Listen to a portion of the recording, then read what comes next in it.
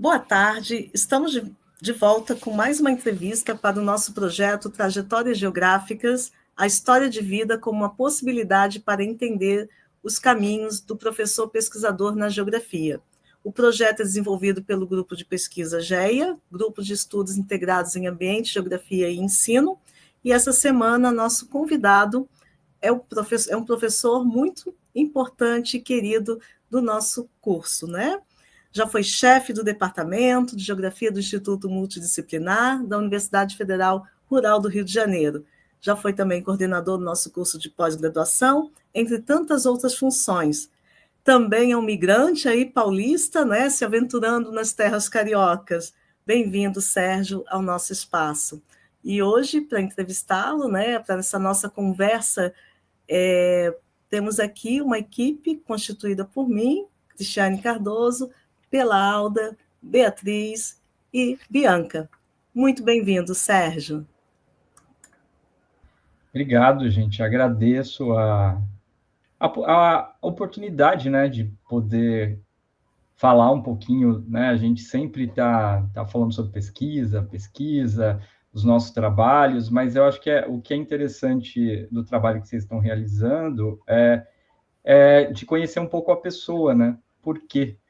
Eu sempre falo isso para os meus alunos, assim, quando eu oriento, né? Antes da pesquisa empírica, enfim, toda a parte teórica que a gente vai ter, antes tem um bichinho lá de tantos temas, por que você escolheu aquele tema, né? Então, aí tem uma coisa do subjetivo mesmo, né? Do particular de cada um, de defender a sua história, né, e o seu tema, né, que está dentro da sua história. Eu acho que eu vou poder explicar isso um pouquinho hoje, né? Por que eu gosto do que eu gosto, né? Porque eu defendo o que eu defendo. Então, tem muito a ver com a coisa da paixão mesmo, né? Por um tema dentro da geografia que é tão vasta, né? Então, eu agradeço aí a oportunidade de poder falar um pouquinho da minha trajetória. Certo, gente. Como sempre, né, nós iniciamos a nossa entrevista com uma pequena apresentação. Eu vou realizar essa apresentação agora. Então, Sérgio Ricardo Fiore veio de São Paulo e é conhecido por sua criatividade nas ilustrações e por seu apreço por plantas. Inclusive, cultiva muitas em casa. Possui graduação concluída no ano de 1999, mestrado em 2003 e doutorado em 2008 em Geografia pela Universidade de São Paulo. Durante anos, fez parte da Academia de Viagens e Turismos, AVT, como assessor acadêmico e, em conjunto com o Laboratório de Ensino e Material Didático, LEMAD, do Departamento de Geografia da USP, realizou cursos e desenvolveu materiais didáticos para professores e alunos do ensino fundamental, médio e profissionalizante. Atualmente é professor adjunto do Departamento de Geografia do Instituto Multidisciplinar da Universidade Rural do Rio de Janeiro e integra o programa de pós-graduação em Geografia, o PPGEL, da mesma instituição. A partir da cartografia temática, articula temas da geografia, do ensino e do turismo, atuando também no desenvolvimento de recursos didáticos. Então, novamente, professor, nós agradecemos a sua presença e a gente espera que você goste, né, dessa experiência da entrevista. Estou ansioso aqui por que vai vir, pelo que vai vir. Professor Sérgio, então, conta pra gente, então, um pouquinho da sua trajetória antes de chegar à geografia. Como você descobriu que queria fazer de geografia? Se, de repente, nesse percurso você sentiu o desejo de seguir outra profissão? Verdade, assim. Eu sou da região do ABC paulista, né, de São Bernardo do Campo, e meu pai, ele hoje é aposentado, mas ele era torneiro mecânico, né? Ele trabalhou nas grandes empresas de automobilísticas lá do ABC, na Ford, na Scania, e quando tinha festas de final de ano nessas empresas, ele sempre levava a gente, é lógico que a gente ia feliz, porque tinha uma festa e a gente ganhava presente, né? Então, e aí ele levava para a gente conhecer as máquinas. E eu sempre achei aquilo muito chato. E meu pai queria que a gente fizesse aquele tipo de trabalho, porque ele conhecia, tinha um tio meu que era professor do Senai na época, a gente era da área, né, da área de mecânica e tal, e eu nunca gostei de matemática, e eu sempre gostei de artes, então isso era um problema. E aí, com 14 anos, eu fiz Senai, eu fiz tornearia mecânica. Eu até queria ter feito, na época, era marcenaria, mas que eu ia trabalhar com torno, mas um torno diferente. Mas meu pai insistiu, e aí, nessa época, né, você tem tipo 14, 15 anos, você não tem muita personalidade para se impor, né? E aí eu acabei fazendo, e aí do lado dessa escola, do lado desse Senai, tinha uma escola que chamava ET, Escola Técnica Industrial, que era super difícil de entrar. E aí eu falei assim, pô, eu vou tentar entrar nessa escola, e aí eu faço projeto mecânico. Aí meu pai gostou mais ainda, porque ele pensou, poxa, tá no caminho para fazer engenharia mecânica. E eu só queria sair do Senai, eu não queria trabalhar em fábrica, em máquina e tal, né? E eu cheguei a fazer estágio, então eu já sabia. Eu só constatei o fato de que eu não gostava daquilo. E isso era um problema, assim, em relação ao meu pai, né? De sempre contrapor o que ele queria e o que eu queria.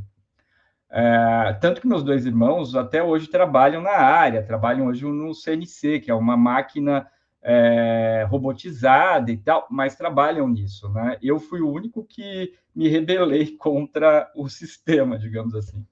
E aí fiz essa escola técnica, essa ET. E aí eu ia muito bem nas disciplinas de humanas, e nas de exatas eu passava raspando. E esse colégio, se você reprovasse 2 anos o mesmo ano, você era jubilado. E, resumindo, porque senão vai ficar muito longo aqui, eu fui jubilado. No segundo ano desse colégio, eu fui jubilado. E aí eu falei para meu pai, chega. E foi muito engraçado que um professor de geografia, antes disso acontecer, ele virou para mim e falou, você tem certeza que é aqui o seu lugar? A gente comentou o seu caso na sala dos professores. Olha as disciplinas, as suas notas de exatas e de humanas. Você tem certeza que é isso que você quer fazer da sua vida? Eu falei para ele, não, eu tenho certeza que eu não quero fazer, mas só que aí tem uma questão da família, né, de que eu tenho que fazer. Só que aí eu já tinha perto de 18, por aí. E aí eu falei, não, chega, sabe, a minha vida, eu cheguei para o meu pai, falei, bom, você já está decepcionado que eu jubilei, então agora eu vou fazer o que eu quero fazer, né? E aí eu terminei o colégio e fiquei pensando o que eu poderia fazer, mas eu sempre estudei em escola pública. Eu queria fazer arquitetura, mas tipo, a arquitetura na FAO, na USP, eu sempre fui muito pragmático. Nesse meio do caminho, eu sempre gostei de desenho. Sempre fiz muito desenho. Fiz curso 3 anos de óleo, né, de pintura. Fiz um tempo lá de desenho em quadrinho, porque a Prefeitura de São Bernardo, ela tem esses cursos gratuitos para a população, assim, você paga R$50 por semestre, e aí você pode fazer vários cursos. Então, eu fazia, praticamente eram cursos gratuitos, que não tinha como meu pai me falar não vai fazer, porque era de graça, né? Então, eu tinha que comprar material, assim. E aí, como eu peguei uma experiência porque quando eu fiz a ET, eu também fiz estágio. Então, eu sou da época ainda da prancheta, né? Não tinha computador, o computador estava entrando ainda. E aí eu falei, eu vou juntar uma grana, né? Eu vou começar a trabalhar como desenhista copista em escritório de arquitetura, que tinha chance, eu conheci umas pessoas, juntar um dinheiro e prestar o vestibular para a USP. Só que não vai ser em arquitetura, não dá, eu tenho que ser realista dentro da minha realidade, eu vou fazer geografia. Eu sempre gostei de mapa, eu tenho Atlas desde, sei lá, 8, 10 anos de idade, criava mundos, né? Então, desenhos a partir do Atlas e tal. E aí eu falei, eu vou... geografia vai ter a parte da cartografia, né, de mapas, que até lá eu não sabia direito, mas sabia que tinha a parte de mapas, e tentar juntar a parte do mapa com a ilustração. Será que eu consigo? Porque tinha, né, alguns atlas ilustrados e tal, que eu cheguei a ver, e eu falei, acho que dá para ir por aí. Aí tinha um amigo meu que já fazia o curso de geografia, eu fui assistir umas aulas como ouvinte. E aí eu decidi fazer geografia, né, e aí começa a minha jornada dentro da geografia. Estou tentando ser sintético, porque a Cris me conhece, ela sabe que eu falo muito, então estou tentando resumir a história, mas é um pouco por aí, tá? Quando eu fui para a USP, que eu acho que aí eu paro aqui, eu já tinha essa base do desenho que eu gostava, da cartografia que me interessava, né? Então, aquilo que eu estava falando lá no começo, da coisa subjetiva, né? Nossa, das nossas paixões. Só que quando você não nasce em berço esplêndido, aí tem o lance de você tentar se adaptar dentro do que é possível, né? Porque eu tinha que fazer uma universidade pública. Eu não me imaginava, por exemplo, fazendo uma faculdade de arquitetura particular, porque é o que eu brincava com meus amigos, assim, eu ia ficar fazendo casinha quadradinha, coisas de muito simplórias, dentro daqueles escritórios que eu conhecia, né? E eu queria trabalhar em grandes projetos, em coisas mais legais, né? E eu sabia que quem me daria essa possibilidade é entrar numa universidade tipo a USP, né? Então, e aí minha vida mudou totalmente, assim, né? O ABC, a relação do ABC com São Paulo é totalmente diferente da relação do Rio com a Baixada, né? As cidades do ABC são cidades ricas. Se pegar São Caetano, é um dos maiores PIBs do Brasil. São cidades operárias, mas onde hoje sucateado, mas ainda tem, né, até pelo passado, tem toda a infraestrutura e um nível de vida melhor, mas eram, digamos assim, uma população com dinheiro, mas não tinha essa parte erudita, né? Então, quando eu fui para a USP, que eu percebi, nossa, como o meu mundo era pequeno, né? Como eu conheci gente, pessoas, lugares que eu jamais imaginei, assim, dentro da vida que eu tinha em São Bernardo, né? Então, eu acho que dá para parar por aí, assim, que aí foi quando eu cheguei, né, que eu prestei o vestibular e acabei ficando numa colocação até boa, assim, na metade, mais ou menos, né? Isso acho que também talvez seja legal contar, só isso eu paro. Na hora de fazer o vestibular, na minha época, graças a Deus, a segunda fase era dissertativa e só caía as disciplinas que você escolhia o curso. Então, para mim, era História, Geografia, Português e a redação. Então, o que eu fiz? Eu criei eu não fiz cursinho. Então, eu peguei livros de amigos meus que tinham feito cursinho e estudei. Só que eu estudei aqui, biologia, geografia, história, inglês. As disciplinas de exatas que eu odiava, e até hoje eu tenho problema, então até falo com uma professora a Soraya, daí do IEM, que ela é professora de matemática, eu falo para ela, poxa, Soraya, eu queria ter uma professora igual a você, porque eu tenho trauma de matemática. Então, quando eu fui prestar o vestibular, a física e matemática, pus assim, ó, CCCCC, sabe aquele esquema do... Então, eu sabia que eu ia acertar 2 ou 3, porque não podia zerar, né? E aí, dentro dessa minha estratégia, eu consegui passar na primeira fase com uma nota até que, eu sei, 2, 3 pontos da nota de corte, mas quando eu fui para a prova, para a segunda fase, que era dissertativa, eu peguei a parte que eu estudei muito e eu gostava, né? Então, eu consegui pegar uma colocação até que boa, assim, dentro das condições que eu tinha, né, para poder chegar numa universidade como a USP, né? Então, foi por aí. Acho que tá bom. Perfeito. Sérgio, você tinha toda essa trajetória, né, que você comentou aí, ligada à USP, e outras instituições ali em São Paulo, né, e toda essa vivência, essa trajetória que você traz aí, muito bonita, né, de que vai moldando esse Sérgio que a gente conhece hoje. Mas a gente queria conhecer um pouquinho como é que foi essa decisão de migrar para o Rio de Janeiro, chegar até a Rural, né? Como é que foi esse momento da tua vida? Então, aí eu fiz a graduação na USP, né? Isso acho que é legal falar também. Na época, aquele atlas de quando eu era criança, que era o atlas da Maria Helena Simielli. E aí, quando eu cheguei na USP, hoje ela está aposentada já, né? Mas quando eu cheguei na USP, eu falei, gente, é aquela professora do Atlas que eu gostava e que estava lá na minha frente, né? Que para qualquer outra pessoa talvez não tivesse peso nenhum, assim, mas dentro da minha trajetória como pessoa, foi muito legal, sabe? É como se você tivesse chegar, sei lá, um artista que você sempre quis conhecer e aí eu falei para, eu comprei um Atlas novinho, eu falei para ela assim, sei que pode ser piegas e tal, mas eu quero que você autografe, né? E aí eu tenho esse Atlas, eu quase nem uso ele até hoje. Isso quando eu entrei na graduação lá. E aí quando eu entrei, eu juntei aquela história que eu estava falando para vocês antes, né? Era cartografia, então eu acho que eu sou uma das poucas pessoas, todo mundo fala isso, quando eu entrei na geografia, que é tão amplo, né, com tantas áreas, eu já sabia que eu queria cartografia, né? Então,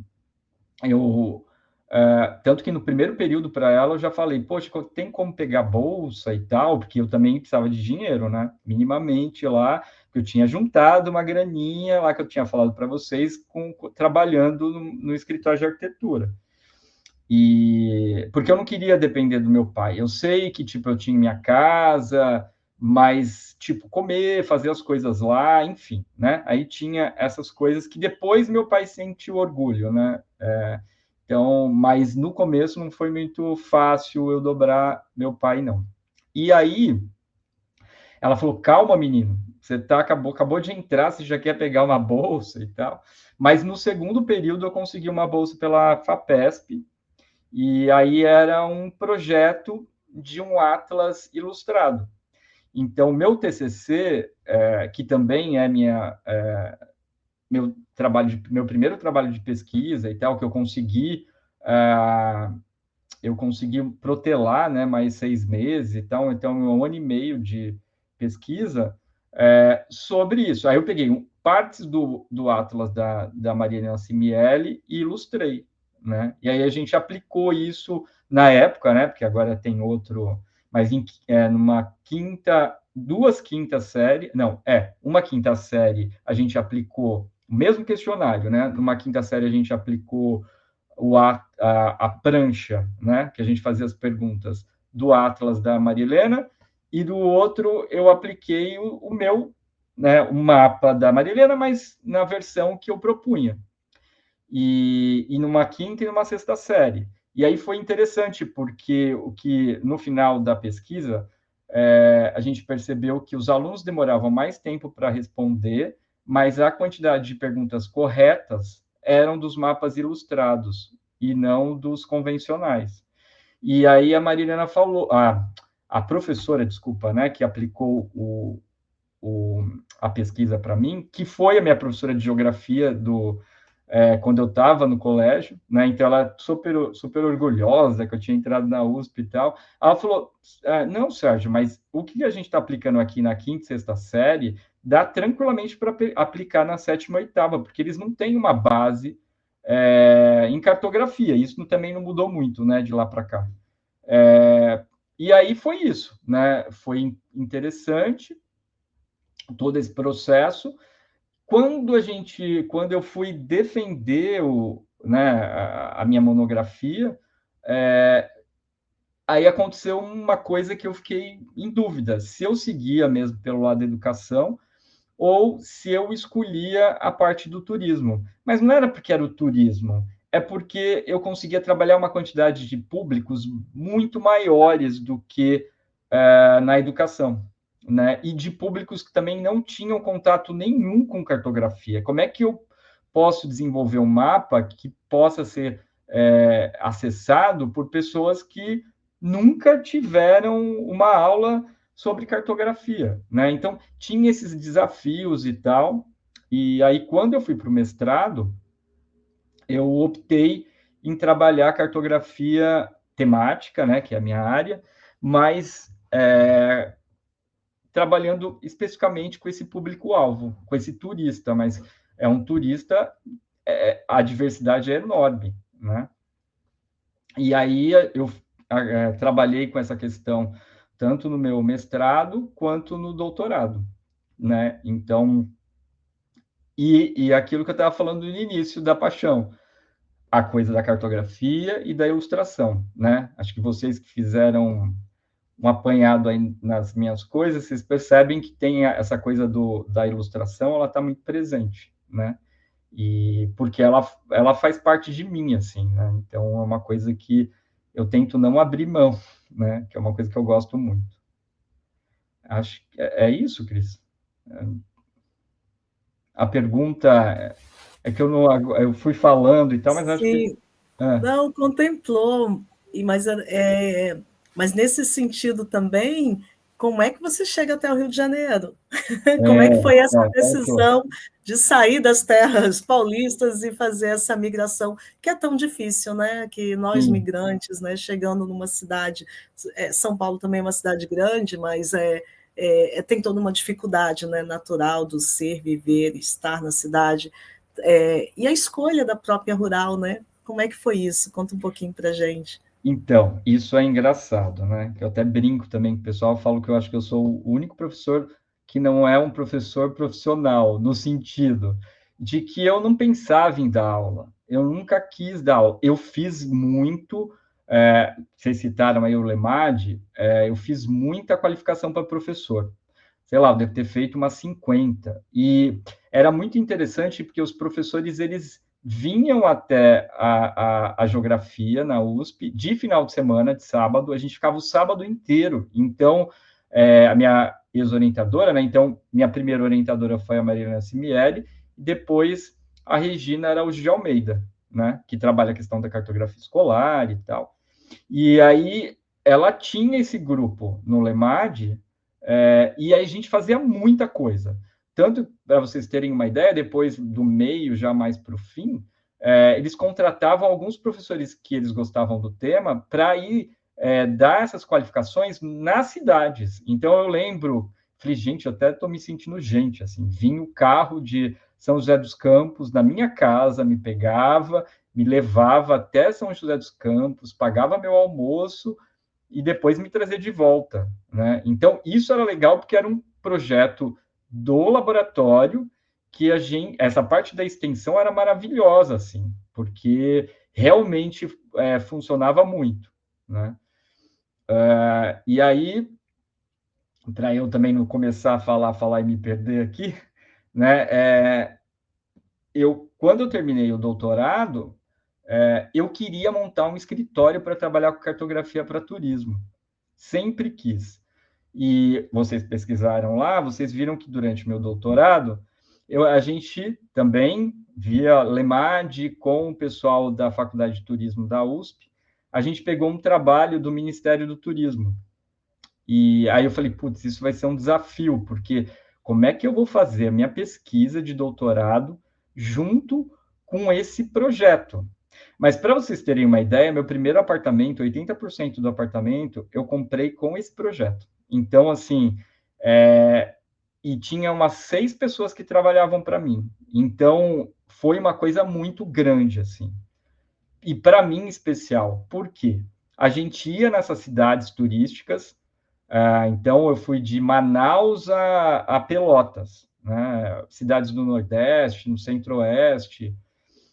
Então, a gente ia nessas cidades, dava um curso de qualificação para professores, mas com essa temática do turismo, né, para eles se atentarem, então, tipo, curso de ética, curso de uma parte lá de hotelaria, e tinha essa parte de cartografia. Tinha mais ou menos uns 5, 6 professores. Só que no meu caso, o projeto queria que a gente fizesse os mapas desses lugares que eu fui. Então, gente, é uma coisa maravilhosa, porque assim, era meu trabalho de mestrado, doutorado, que eu estava podendo, na prática, pegar minha pesquisa e aplicar nesses, sei lá, acho que 15 ou 16 cidades que eu fui no Brasil. Então, era muito legal. Aí eu tinha que fazer um mapa em folha 1, um mapa convencional e um mapa ilustrado de cada cidade dessas. Então, eu não lembro agora exatamente, mas acho que 15 cidades, então eu tinha que fazer 30 mapas. Como é que eu ia fazer esse monte de mapa fazendo doutorado junto e tal? É óbvio que no começo... E aí eu tenho uma coisa também de ser perfeccionista, do negócio ficar do jeito que eu quero, e aí não... Aí eu falei, não tem jeito, eu vou ter que delegar isso. Aí contratei lá umas 4, 5 pessoas por fora, e falei, legal. Aí depois, no meio desse caminho, esses mapas, eu acho que não sei se chegaram a ver, mas tem até na internet ainda, da SP Tours, da Secretaria de Turismo de São Paulo. Até hoje tá no ar aí. E aí a Prefeitura de São Paulo me contratou também para fazer os mapas, né? Aí eu falei, gente, agora eu estou com um portfólio maravilhoso. Eu peguei um projeto do Ministério do Turismo, peguei um projeto de São Paulo, né, da São Paulo Turismo. É isso, era o que eu queria. Então, assim, eu não foquei na parte sei lá, vou entrar numa universidade particular e fazer, sei lá, começar a dar aula. Não era o que eu queria. Não é. A Regina falava, você é louco, porque você está fazendo isso. E se não der certo esse seu caminho? Aí eu falei assim, não, mas como não vai dar, Regina? Tudo leva a crer que vai, né? Mas a gente mora no Brasil, né, gente? A gente não está na Espanha. Então, dentro dessa parte do turismo, a folheteria, que o mapa entraria aí, é a última coisa no processo, né, da prática social do turismo. E quando a gente pensa, que é o que eu falo para os alunos em aula, porque eu dou as disciplinas lá no turismo, né? Quando a gente pensa que a gente não conseguiu resolver nem o saneamento básico, e ele está literalmente ligado com o turismo, porque pensa assim, Rio de Janeiro, imagina se a gente tivesse saneamento básico, quantas praias a gente teria no Rio de Janeiro, né? Então, quanto tempo mais esse pessoal que vem de fora poderia ficar no Rio? E a gente, nem, sei lá, no Leblon, a gente tem problema com a questão do saneamento, né? Então, como assim uma cidade como o Rio, que a questão da praia é super importante, nem numa cidade como essa a gente dá valor ao saneamento básico, né? Então, dentro desse contexto de que precário mesmo em relação ao desenvolvimento dessa prática social no espaço, né, do turismo, a parte da folheteria é última parte desse processo, né? Então, era muito difícil, porque eles viam o mapa com aquela qualidade, depois, quando terminou, só que eles queriam me pagar 1/3, 1/4 do valor. Aí eu falei, não, aí não vai, essa conta não está fechando. Aí eu comecei a cair na real dentro desse processo. E aí, durante o mestrado e doutorado, eu também fiz muita ilustração, primeiro para revistas, porque é aquilo que eu estava falando para vocês lá antes. Você está numa universidade grande, as pessoas sabiam que eu ilustrava e tal. Eu cheguei a conhecer pessoas que trabalhavam em editora, e eles falaram assim, nossa, seu traço é legal, por que você não faz um teste? Você não quer ganhar uma graninha a mais e tal? E aí eu comecei a fazer ilustrações ou mapas para revistas, e depois eu comecei a fazer para editoras. Então eu fiz ilustração para FTD, para Scipione, né, para essas editoras grandes. Aí, quando tudo começou a dar errado, eu falei assim, eu fui tentar arrumar, isso é legal até, porque é isso que acho que a gente não conta, né? Aí eu falei assim, e agora, né? Não está dando certo, eu vou tentar dar aula. Só que aí eu já tinha doutorado. Aí, quando eu ia numa universidade particular, já doutor, eles não queriam me contratar, porque eu estava muito supervalorizado. Eles disseram, não, a gente vai... Falei, não, vocês podem me pagar como graduado, eu só quero pegar experiência. Aí eles, não, porque se o MEC e tal... Resumindo, eu fiquei maluco nessa época, porque eu falei, gente, eu não consigo dar aula. Porque eu estou super valorizado e eu vou fazer o que da minha vida, né? Porque eu não conseguia voltar, mas a coisa lá dos mapas que eu estava fazendo. Aí eu comecei eu falei, gente, humilde, né? Desce. E aí comecei a fazer contato com essas pessoas de novo para começar a trabalhar em editora. Só que em editora, não é assim, você faz uma faculdade de editoração, até tem isso, mas é diferente. Mas quando você vai trabalhar uma editora de material didático, como é o negócio? Eles contratam um graduando mesmo, de química, de história, de geografia, e dentro da editora, eles vão te dar meio que tipo um curso para te formar como editor dessas áreas. E aí tá, mas só que como é o processo? Primeiro você entra como freela, que eles falam, né? Freelancer externo. Se eles gostarem de você, eles te contratam como interno e depois eles te efetivam. Tem esse processo, leva um tempo, tipo uns 2 anos, se tudo der certo, você consegue ser efetivado por uma editora dessas.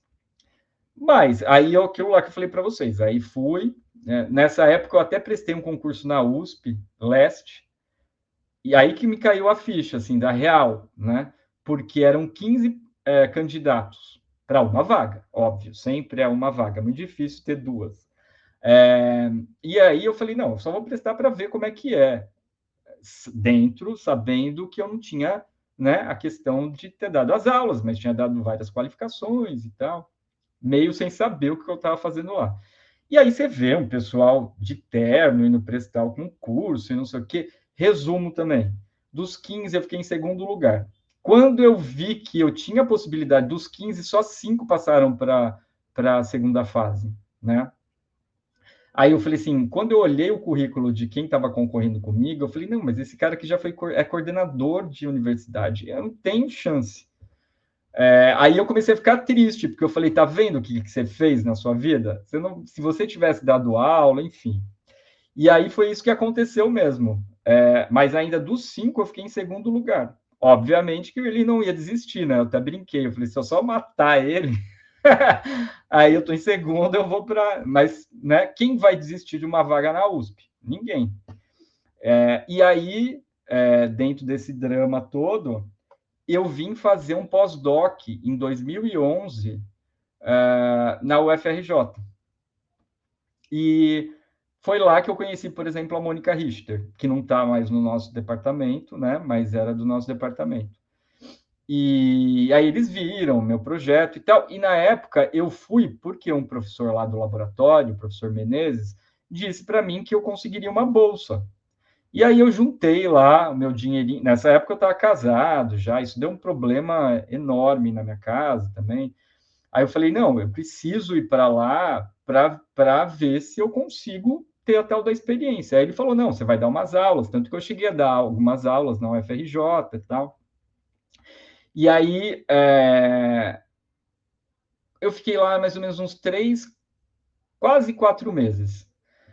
Morando não era república porque era uma casa e aí tinha uma edícula no fundo, eu fiquei nessa edícula, mas eu morava também com os alunos. E nessa época eu fiquei muito mal, assim, porque eu falava assim, gente, eu estou morando com o pessoal que está fazendo graduação.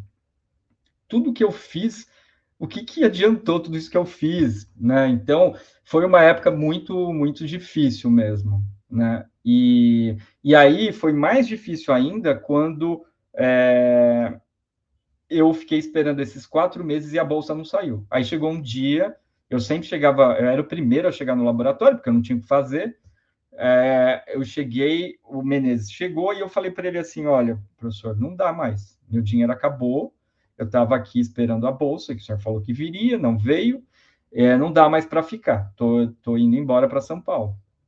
E aí voltei arrasado, tipo, mas pelo menos dei umas aulas e tal, e voltei. Né? Eu até prestei um curso na UERJ nessa época, mas eu estava muito mal, até para pensar em fazer alguma coisa, e voltei para São Paulo.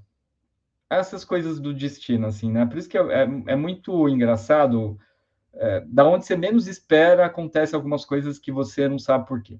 Aí voltei para São Paulo, passou mais ou menos uns 15 dias, uma editora me ligou, a Oxford, aquela do dicionário. Eles estavam montando uma área para materiais didáticos, já estava começando e tudo, e que eles estavam procurando alguém de cartografia para trabalhar na editora, geografia, cartografia, e eles não estavam encontrando. E aí eles ligaram para o Rio, e aí o Menezes falou de mim, e daí eles ligaram para mim. E aí eu fui, né, fiz uma entrevista, e aí eles adoraram, levei um monte de material, porque aí material, né, gente, já deu para explicar, eu já tinha bastante. Então eles gostaram muito e tal, e aí eles me contrataram como freela interno. Então eu já passei já daquela fase de ficar fora e já estava dentro. Então eu comecei a trabalhar dentro da editora. E aí, nesse meio tempo que eu falei, eu estava no laboratório, conheci a Mônica. E aí eu fiquei mais ou menos uns 2 anos nessa editora, e o editor-chefe lá, ele gostava muito de mim. Para vocês terem uma ideia, é muito engraçado, também é legal essa história, assim. Como a maioria era graduado, só tinha eu lá de doutor. É uma situação maluca total, né? Aí só tinha eu como doutor.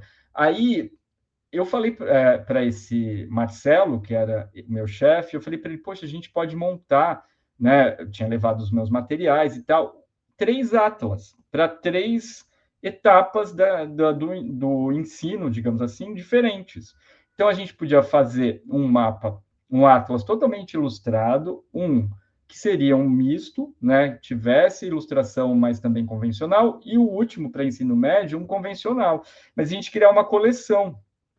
E aí a gente conseguiu. Isso era legal de editora, que é diferente, por exemplo, da universidade. Tudo é diferente, tudo demora, espera. Na editora, não. Você monta um projeto e tem que estar pronto até tal data. Né? E no caso da Oxford, ainda, o prazo ainda era muito apertado, porque todo o material que era produzido no mundo inteiro, ele era impresso na China. Por isso que o material ficava barato. Então, você pega um Atlas da CML, por exemplo, que é super caro, aí você pega um da Oxford, pop-up e tal, ele é muito mais complexo, só que ele é mais barato, porque eles fazem aquele mesmo material no mundo inteiro, só muda o idioma. Então, eles conseguem fazer um material mais barato. Então, tinham prazos, essas coisas todas, né? E aí, eu fiquei nessa editora quase 2 anos, e como eu ilustrava, ele fez uma ponte entre mim e o pessoal da arte, porque tinha muito problema, por exemplo, o pessoal de história, de biologia, eles queriam uma ilustração para ir colocar no livro, só que eles só falavam, eles não tinham, não sabia direito o que eles queriam fazer, então o processo entre os editores das áreas e a arte era muito lento.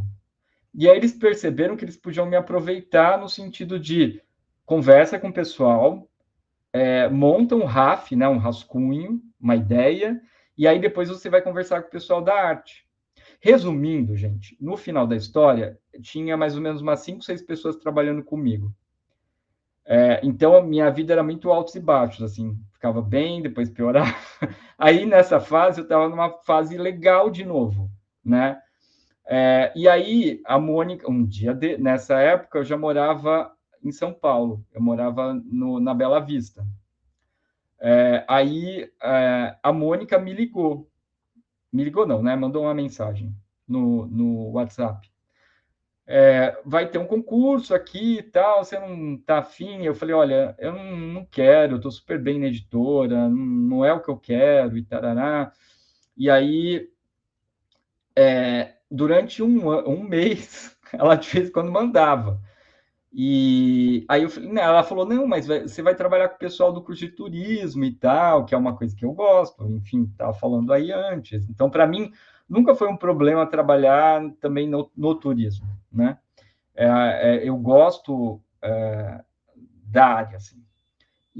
Porque eu acho que a gente está na universidade e a universidade é isso mesmo, é você pensar sobre temas de maneiras muito diferentes, né? Então, lá, eu começo a abrir as coisas. Né? Então, não nem turismo, mas lazer. O lazer, a base do lazer é marxista, por exemplo. Né? É o direito, tá baseado no direito ao trabalho. Então, se você trabalha, você tem direito ao descanso, enfim. Né? Eu acho fascinante. Assim. Obviamente que não tem a profundidade. Essa parte do lazer até tem, porque ele está ligado à sociologia. Então, por exemplo, no Brasil, o Dumas Edier é uma pessoa que trabalha muito essa questão e tal. Mas o turismo em si é uma área de pesquisa recente, né? Pensar a geografia clássica século XIX, final do século XIX. Eles começaram a trabalhar na década de 60 e 70. Então, eles estão em formação, né? Não é à toa que dentro do curso de turismo você tem professores de várias áreas, né? Da economia, da história, da geografia, por causa desse processo mesmo formativo do próprio curso, né? E aí a Mônica me ligou. E aí eu não. Aí minha ex-mulher também. Poxa, mas você vai ter estabilidade, Paraná. Eu falei, olha, mas a gente está morando aqui na Paulista. Você tem certeza que você quer ir para o Rio e para a Baixada? Aí ela, não. Tanto que eu já conhecia, já sabia como é que era. Eu falei assim para ela, olha, você vai junto. Se eu passar, você vai junto. E se você falar um A, aí vai ter problema. Porque era a Mônica e ela me falando. Aí meus pais também, poxa, mas você vai ter estabilidade. Resumindo, no último dia eu fiz a inscrição. Só que aquelas coisas da vida também. Eu trabalhava pra caramba. Só que eu tinha que tirar férias. A Letícia não ia tirar férias e eu ia ficar em casa. Então, aí eu peguei os outros 3 concursos que eu já tinha prestado e falei, eu vou adaptar aos tópicos que vão ter aqui. Dos 12, 9 dava para acertar. E foi o que eu fiz. Eu falei, olha, se cair esse tópico, esse, eu pego minha malinha e volto. Só que aí eu não estava, isso a Cristiane acho que vai entender bem, eu não estava sob pressão que eu precisava passar num concurso, porque eu estava bem profissionalmente, né? E aí, aí eu fui, voltei, e aí o Marcelo, quando eu contei, né? Eu contei isso para ele, falei que ia e tal. Você vai passar. Eu falei, não, eu acho que não. Eu já prestei 3 concursos, não passei. Esse aqui eu nem estudei direito e tal. Mas aí, talvez, por eu não estar sob pressão, isso também me ajudou a não ter tanto medo de fazer a prova, sabe? Não estava, né? Não era uma coisa que eu precisava mesmo. E aí eu passei. Quando eu voltei, eu falei, meu Deus, e agora? O que eu vou fazer, né? Porque a minha situação na editora, eu vou chegar lá e vou falar, agora eu vou embora. E aí, na época, eu lembro que meu pai e a Letícia ficou falando, não conta nada. Você sai, depois eu falei, não, eu não acho justo. Isso, para mim, é uma coisa... Eu sei que pode dar problema para mim, mas eu vou contar, porque até para eles se prepararem para colocar alguém no meu lugar, né? E aí eu voltei, aí o Marcelo, quando ele me viu, né, meu chefe, ele falou assim, você passou, né? Aí eu falei assim, passei. Aí ele falou assim, eu sabia que você ia passar. Aí ele, parabéns, mas se eu falar para você que eu estou feliz, eu vou estar mentindo. Aí eu falei assim, olha, eu sinceramente, eu não sei o que eu estou sentindo, não sei mesmo, se eu estou feliz, se eu estou triste. Mas, resumindo, 15 dias depois, eles me mandaram embora, né? E aí ficou todo mundo. Você não devia ter falado e tal. Por que aconteceu? Ia ficar sem salário. E a gente morava perto da Paulista, então era caro só para minha ex-mulher manter o apartamento. E aí, quando eu entrei, também, né, para variar a universidade pública, a Rural estava em greve. Então, demorou um pouco para o meu processo. Eu, pelo amor de Deus, que esse negócio ande logo e tal. Então, assim, foi muito doido também, porque quando acabou meu dinheiro, eu fui chamado, sabe? Aí eu fiquei mais tranquilo. E aí eu acho que, né, a minha chegada na Rural, então, foi dentro da... Por que eu conto toda essa história? Porque não é uma coisa linear, tudo bonitinha, ai, que aconteceu. Não, é cheio de solavancos mesmo, sabe? Cheio de como é a vida, eu acho, né? A gente vive hoje, você não sabe como é que você vai estar. Eu sou uma pessoa, gente, que eu gosto do meu lugar, das minhas coisas, adoro casa. Eu achei que quando eu comprei meu apartamento em São Bernardo, eu achei que eu ia ficar lá minha vida inteira, naquele lugar, entendeu? E aí, acho que quando você dá oportunidade para a vida também, ela vai abrindo algumas coisas que você não imagina, né? Então, eu nunca imaginei que eu ia estar no Rio de Janeiro.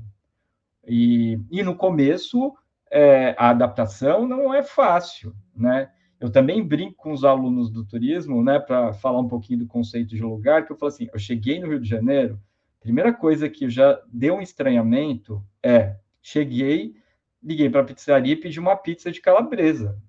E aí veio queijo na pizza. Aí eu liguei para a pizzaria e falei assim, não, mas eu pedi uma pizza de calabresa. Aí o atendente ficou mudo, aí eu falei, alô? Aí ele falou assim, não, mas é de calabresa. Eu falei, não, mas tem queijo. Aí ele falou, não, você não é daqui, né? Aí, isso é a primeira coisinha. Aí, depois de 6 meses, eu falei assim, chega de ficar comparando, que tem coisa que é melhor, tem coisa que é pior. Se eu escolhi estar aqui, é o lugar que eu vivo, onde eu vou ter que me acostumar, né?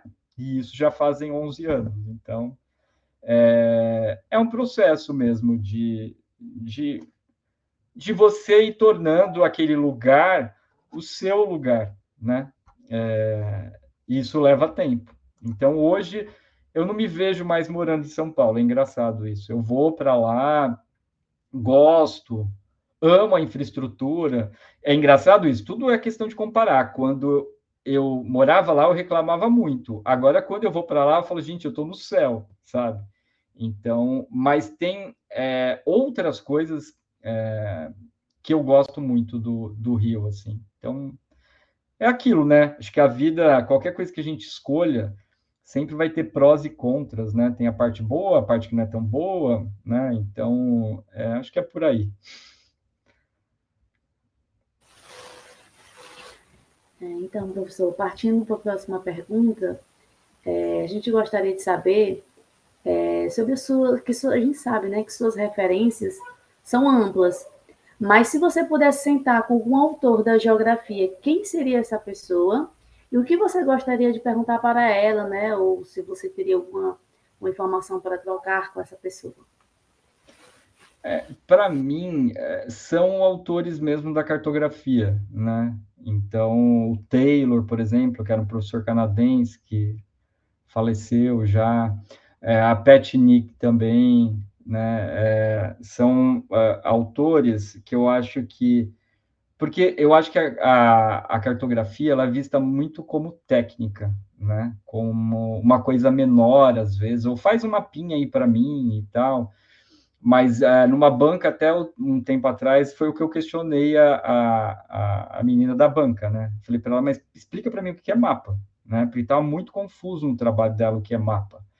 Então, dentro da cartografia, você tem abordagens teóricas que você consegue justificar que mapa é aquele, né? Porque se você vai pegar um mapa chinês e um mapa, sei lá, do Atlas da Cimieri, e vai falar assim, os dois, né, são mapas, depende, né? O chinês lá tem escala, legenda, projeção, tudo o que é necessário para ter um mapa. Então, a primeira pergunta quando você faz um mapa é que tipo de abordagem que você está fazendo. Então, um mapa mental é diferente de um mapa, sei lá, da semiologia gráfica, né? Então, você tem diferenças. Então, quando você vai fazer um mapa, é importante você ter consciência da parte teórica da cartografia, para saber o que você está fazendo.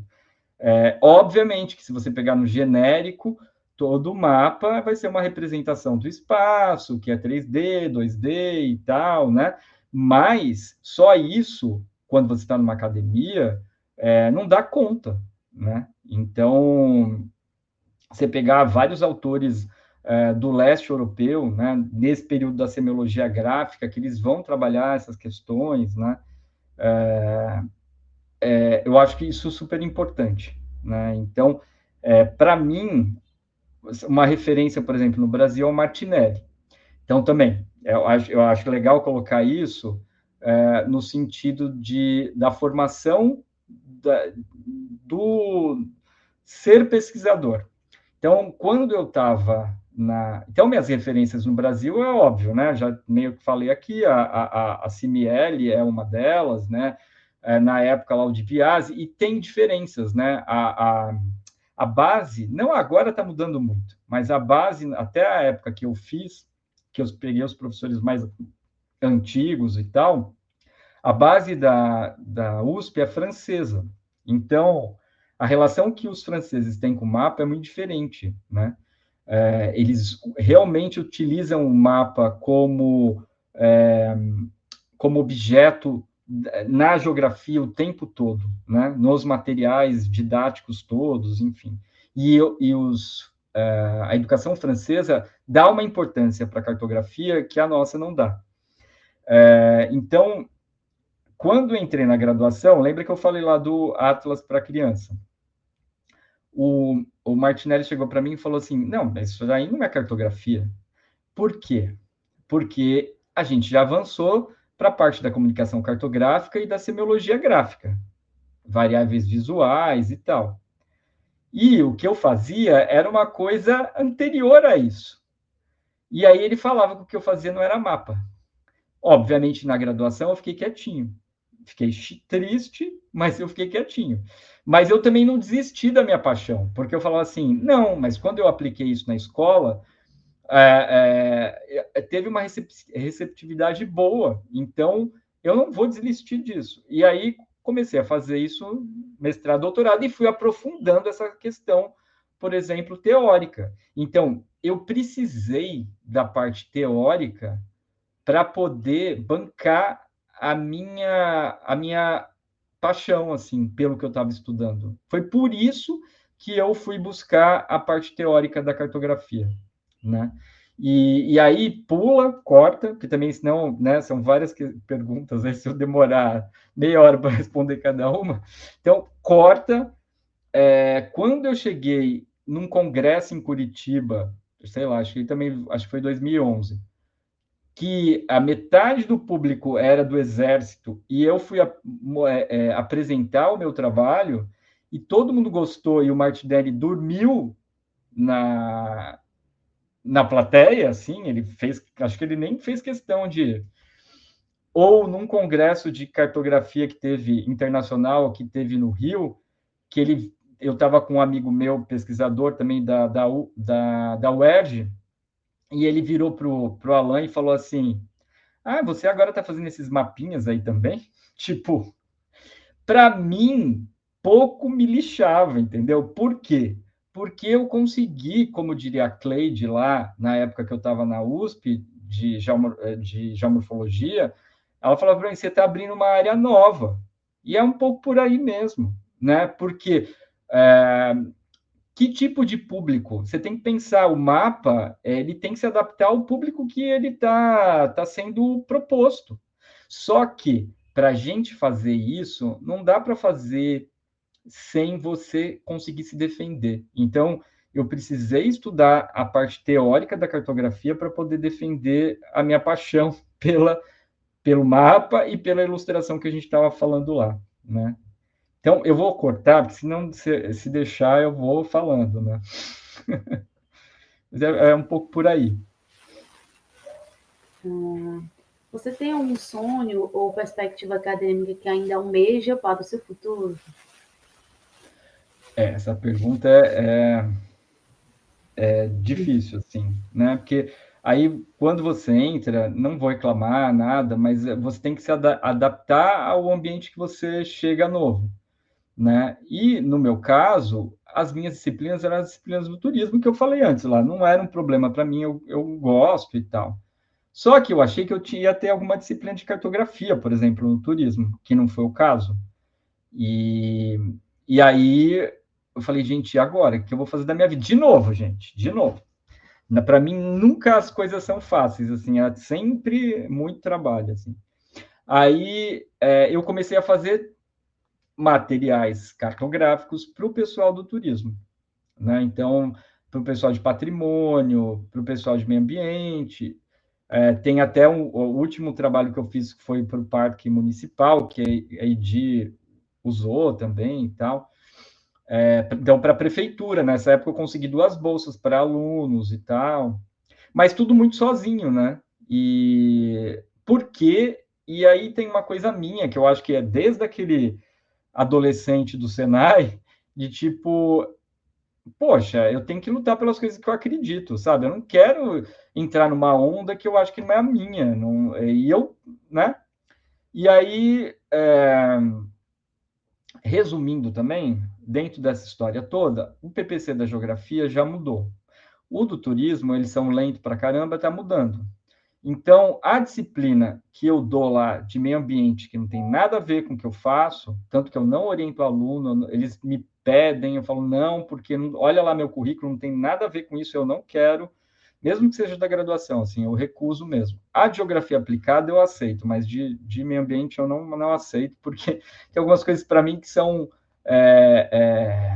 basilares, assim mesmo, do que eu acredito e tal. E aí, dentro desse processo, na mudança do PPC, eu virei para o colegiado de turismo, que de vez em quando eu participo também, porque eu dou aula lá, e falei para eles, eu falei, olha, vocês só tem uma disciplina que chama cartografia e geoprocessamento. Por que vocês não dividem essa disciplina em geoprocessamento e uma de cartografia? E aí foi isso que aconteceu nesse processo aí, que eu vejo isso também como uma vitória, e no sentido também de não foi do nada, porque eu acabei tendo que fazer toda uma política, e de pessoas que eu gosto mesmo, professores que eu gosto lá e tal, para chegar nisso. Não é uma coisa simples, levou, né, uma década para conseguir isso. E aí agora, quando o PPC deles mudarem, essa disciplina de meio ambiente vai ser dada por alguém lá do turismo. E aí, a minha disciplina obrigatória vai ser a disciplina de cartografia, né? Então, a gente vai dar uma mexida nisso, porque quem oferta essa disciplina de meio ambiente é a geografia, mas aí a gente, né, aí vai ter que ver uma coisa entre departamentos e tal.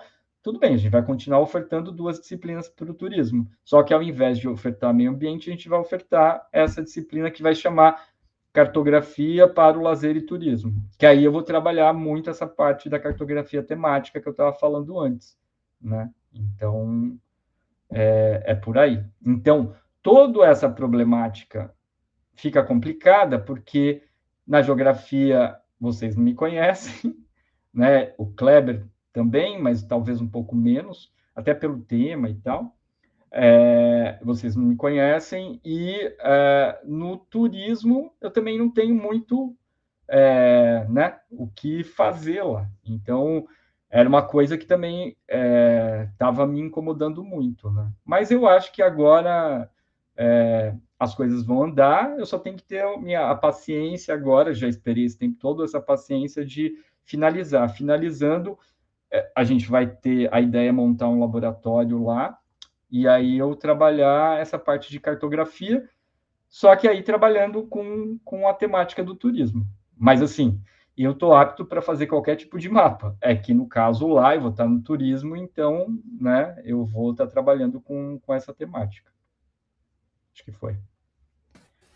Professor, ainda pensando sobre a sua trajetória, hoje, após trilhar um caminho de sucesso na geografia, você se arrepende de algo ou mudaria alguma coisa na sua trajetória até aqui? Acho que não mudaria. É aquilo que eu acabei de falar, né? Eu só gostaria que fosse diferente, que o caminho fosse menos árduo, assim, né? Que fosse, sei lá, eu entrasse na minha área e já estivesse desenvolvendo, porque às vezes eu fico fico triste, assim, né, de ver que tem os professores, e aí eu brinco, né, a galinha com os pintinhos em volta e leva os alunos para congresso. Eu não tenho isso, né? Então, nesse aspecto, eu me sinto um pouco órfão, assim, porque eu não tenho, né? Mas só que isso também gera um problema mais grave, que é, se eu não tenho alunos que estão à minha volta, fica complicado para achar alunos também depois na pós.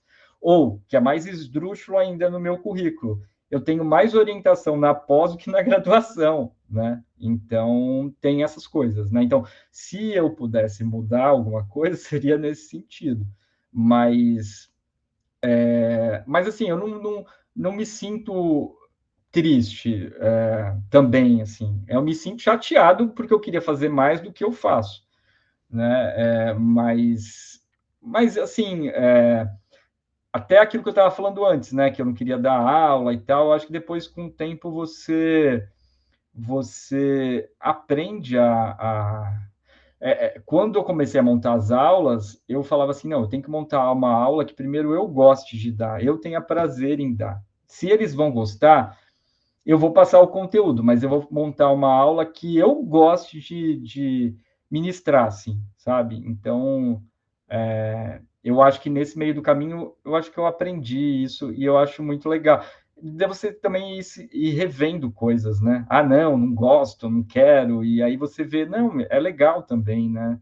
E, e agora essa vontade de poder ter um laboratório, de fazer o que vocês fazem, né? Que a Cris faz, assim, é uma coisa que, para o futuro, é uma coisa que eu quero muito, porque, né, sei lá, vou ficar pelo menos uns 15, 20 anos, então não dá, né? Para ficar assim, eu não sei se eu aguento, sabe? Então, é isso. Como eu tenho um espírito, uma coisa de sobrevivência muito grande, então, se não tá legal, para onde a gente pode ir, né? Então, isso aí depois talvez a gente fale mais para o final aí o que pode ser que aconteça. Nossa próxima pergunta é: você tem alguma curiosidade que queira compartilhar conosco? Curiosidade? É que vocês já falaram, né, que eu gosto muito de planta. Assim, a gente fica o tempo todo sentado, computador, e a Cristiane, ainda a gente é de uma época que tinha muita coisa analógica, né? Então, eu sinto muito falta do analógico.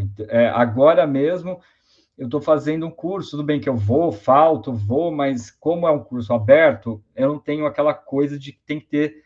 Mas eu voltei a fazer um curso de aquarela no Jardim Botânico, né? Então, fora que aquele lugar é fantástico, né? Eu vou para lá e falo assim, gente, eu queria morar aqui dentro, né? Então, bonito que é aquele lugar. E então, essa coisa do manual, para mim, eu gosto muito, né? Então, não é à toa que eu montei aquela disciplina optativa do uso da ilustração, né? Que é um pouco...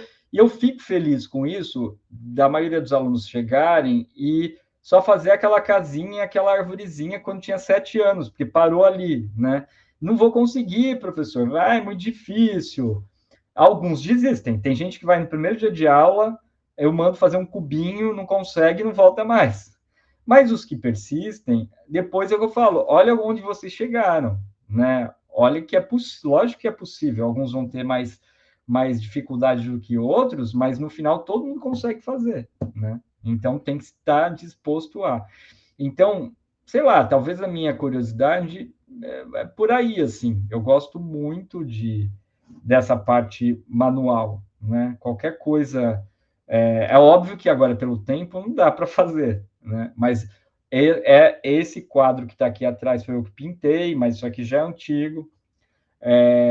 A aquarela que eu voltei a fazer agora, a coisa das plantas, que é muito engraçado, porque eu morava numa casa maior, agora eu moro numa casa menor, mas a minha sacada está toda cheia de planta e de... Agora eu coloquei 2 tipos de buganvília, então elas estão todas floridas e tal. Aí é muito engraçado, porque às vezes tem uma senhora no prédio da frente, ela fala, menino, você cuida muito bem, não sei o quê. Mas é porque eu gosto, né, da coisa da terra, Então, eu acho que é por aí, assim, né? A coisa da atividade física é o que eu falo quando eu dou aula sobre o lazer, né? O lazer, ele é dividido em 7 tipos de lazeres diferentes. Físico, intelectual, artístico, virtual, enfim, você tem vários. E essa parte também, ela faz parte, a parte das plantas, por exemplo, ela fica na parte do lazer manual. Isso também ajuda, porque a gente fala o tempo todo de ensino formal, mas quem tem possibilidade de fazer um ensino informal, né? Que é por aí. Eu nunca fui para a Rússia, mas li Tolstói, né? Então, você começa a criar também um ser mais crítico a partir dessas coisas, que às vezes parece fútil, mas, por exemplo, eu tinha muito problema de coluna, e aí eu fiz 1 ano de Pilates. Eu mudei totalmente minha postura e me ajudou bastante dentro do meu processo, né? Quer queira, quer não, estamos envelhecendo, então eu quero envelhecer bem. Só que isso também é conhecimento, né? E aí, às vezes, a gente foca um conhecimento numa coisa só, e isso, todo mundo fala sei lá, da Constituição, né, direito à saúde e educação, mas o lazer é formativo, né? E tá lá como um direito, mas se a gente não tem as outras coisas de direito, o lazer, ele passa muito... Então, isso é uma coisa que, aquilo que vocês estavam falando antes, assim, com o Rio, eu percebi diferença. São Paulo é uma coisa muito trabalho. No Rio, a coisa de você pensar o lazer, ela é menos opressiva, assim. Porque em São Paulo, parece que você não tem muito direito a fazer lazer, sabe? E aqui eu acho que a cidade, ela te abre mais para isso. Óbvio, né? Pessoas que têm mais condições, tem tudo isso, né? Que a gente é da geografia, a gente sabe que tem várias camadas aí dessa história, né? Mas, no geral, é muito melhor nesse sentido. Então, assim, é isso. Eu acho que, como curiosidade, é muito a questão do manual, mas eu acho que esse manual é até mais amplo, aquilo que eu estava falando, sabe? De me conhecer mesmo, quem sou eu. Talvez vocês lembrem disso no futuro, eu lembro da minha bisavó quando eu falo isso, assim. É muito bom ter a idade que eu tenho, porque eu me conheço muito mais hoje do que quando eu tinha a idade de vocês, né? O que eu quero, os meus gostos. Eu só queria que ficasse aqui, parasse, entendeu? Tá bom, não avance mais, ficasse aqui. Mas eu sou feliz no que eu me tornei, sabe? O que eu consegui me entender como ser humano. E só para fechar, dentro desse processo está tudo isso, eu acho, sabe? Tá a minha relação com o físico, a minha relação com o intelecto, a minha relação com a arte e a minha relação social, né? Dessa formação desse ser humano. E só para fechar, que eu também coloco isso em aula, pensar para alguém, né, um menino que vai lá e te assalta e, sei lá, te mata. Na verdade, talvez ele faça isso, na maior parte das vezes, porque ele não é ninguém. Se ele não é ninguém, porque ele não tem uma formação, por que ele tem que te ver como alguém, né? Por que ele vai te dar valor se ele não tem ele não dá no processo, ele não dá valor para a própria vida, né? Ele não tem consciência de quem ele é ou de quem ele poderia ser, né? Então, eu acho que é por aí, assim, né? A formação, como curiosidade, é isso, é a busca, a coisa do manual, né? E aí esse manual bem amplo, mas pensando essa relação com o lazer nessas vertentes todas que eu estou falando aqui, assim, acho que é por aí. Por fim, professor, nós gostaríamos de saber que conselhos você daria para quem está começando na carreira acadêmica. Eu acho que um pouco do que eu já contei aqui já meio que fala, né? Eu acho que é persistir. Se você acredita em você, no que você quer,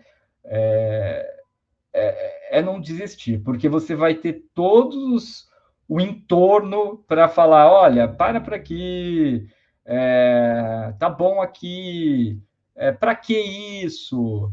Né? Então, o que te move, na verdade, é você mesmo nesse processo. E aquilo que eu estava falando antes, quando você se move, quando você sai da inércia, que às vezes é difícil, mas quando você consegue sair da inércia, as coisas começam a acontecer. A revelia, aquilo que eu estava falando antes da editora. Eu voltei super triste para São Paulo. Talvez se eu não tivesse ido para o Rio e ficado lá 4 meses, eu não tivesse tido esse contato que eu tive. Né? Então, sei lá, se colocar disponível, né? Aberto, para que as coisas aconteçam, né? no processo. Acho que é por aí. Obrigada, Sérgio. Olha, que tarde. Foi uma alegria assim muito grande poder conversar contigo, né? E conhecer um pouquinho mais da tua trajetória, porque a gente se encontra no corredor, às vezes dando aula, às vezes numa reunião, e a gente tem pouco tempo para fazer isso, né? De fato conhecer essas trajetórias, né? E te ouvir hoje à tarde assim foi muito inspirador, né? Para mim enquanto colega aí de departamento, né? E garanto que também para todo o grupo e para as pessoas que vão nos ouvir aqui, né? No nosso canal, assim. Muito obrigada por compartilhar conosco aqui a tua história, né? Aqui no projeto Trajetórias Geográficas. E muito agradecida e feliz, porque esse projeto está sendo muito importante para que todos conheçam as histórias de vida, né, dos nossos professores que compõem aí o nosso departamento, né? E para perceber que nós não nos tornamos professores da noite para o dia, né? Foi toda uma trajetória, efetivamente, uma história, algo vivido, né? E que hoje está podendo ser compartilhado com todos, né? São trajetórias, são escolhas, são vidas vividas, né? E que tanto contribuem para mudar e inspirar outras vidas também. Então, muito obrigada. E aproveitando aqui também para deixar, né, no ar uma pista sobre o nosso próximo encontro. O convidado, né, que vem aqui também contar a sua trajetória, tem uma conexão especial com os pássaros e com a música. E claro, e antes de nos despedirmos, né, gostaria de abrir aqui espaço para o Sérgio também fazer as suas considerações finais, né, e as meninas também, a Alda, a Beatriz, a Bianca caiu na conexão aqui, mas deve voltar depois. E, enfim, o canal está aberto e vou me despedindo também. A gente se encontra na próxima live. Muito obrigada a todos e todas, né, que nos acompanham. Até já já. Então, começo. Né? Não, agradecer, acho que foi muito legal, porque é engraçado, porque a gente conta a história para vocês e a gente vai lembrando da história também, né? De vários detalhes e tal. É aquilo que eu falei, eu falo para caramba, então tinha várias coisas que eu falei, não, isso aqui corta, enquanto eu estou falando aqui, eu estou tentando processar para... Né? Mas eu gostei muito, assim, eu acho, aquilo que a gente estava falando no começo, né? De conhecer um pouco, porque às vezes os alunos olham a gente já num nível, ela fala, é você e tal, né? Mas aí às vezes as pessoas não sabem tudo o que aconteceu para a gente chegar onde a gente chegou, né? Onde a gente está, e que não é fácil para ninguém, né? Lógico, alguns caminhos são mais tortuosos do que outros e tal, mas sempre vai ter um caminho mesmo, né? E sempre vai ter aquilo que eu acredito, por isso que eu peço para colocar nos trabalhos acadêmicos, que é como é que você chegou aqui, né? Todo mundo tem um caminho, todo mundo tem uma história, né? E todo mundo tem uma escolha, né? Dentro de um curso tão vasto, com tantas, né? Por que de tudo isso aqui você escolheu isso aqui, né? Então, obviamente que isso está relacionado, na maior parte, os melhores trabalhos são aqueles que têm esse vínculo apaixonado pelo tema, né? Quem tem essa paixão pelo tema que quer seguir. Então, é isso. agradecer mais uma vez e esperar aí pelo próximo homenageado. Um abraço a todos. Obrigado.